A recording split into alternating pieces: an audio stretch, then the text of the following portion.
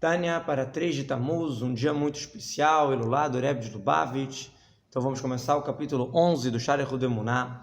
Agora, depois de toda a explicação que a gente deu no capítulo passado, a gente vai entender um pouquinho sobre as 10 frases usadas por Deus para criar o mundo. O que quer dizer mamarot? Frases, né?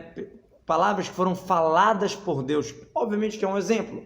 A fala representa uma revelação. Quando alguém tem algo que ela está pensando, ela revela falando, por exemplo.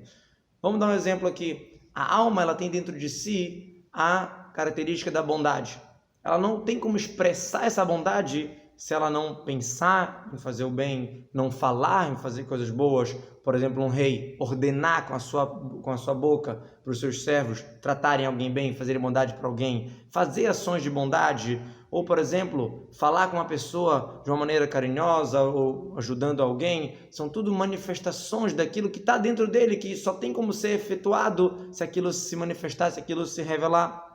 Então, Alder Machal parecido, as midot de Deus, as condutas de Deus, como a gente já falou, que Deus criou o mundo do zero, que é a bondade, Deus se oculta, que é a severidade, elas vieram de uma maneira revelada nessas frases. Esse Jassará Marot é uma maneira como ela se manifestou justamente daquele jeito, naquelas letras. Por isso que, por exemplo, a vontade de Deus de criar o mundo, mas naquela frase ali específica foi criada a luz, não foi criada a água, porque é a maneira que aquilo ali se manifestou especificamente para criar a luz. Outra frase foi para criar as árvores, assim por diante, que é a manifestação dessas condutas de Hashem, de bondade, severidade, etc.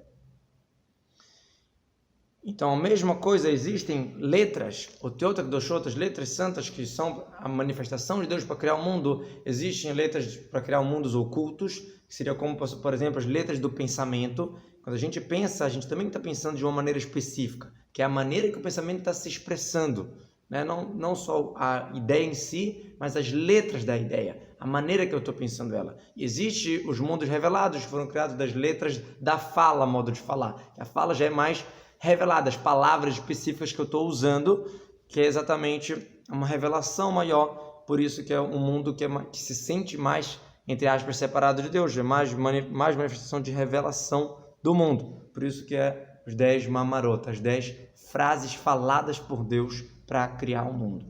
Assim como a fala, ela revela o que estava oculto no coração, a mesma coisa, Deus criou o mundo mais revelado, modo de falar, não mais revelação de Deus, e sim um mundo mais revelado, um mundo que se sente mais mundo.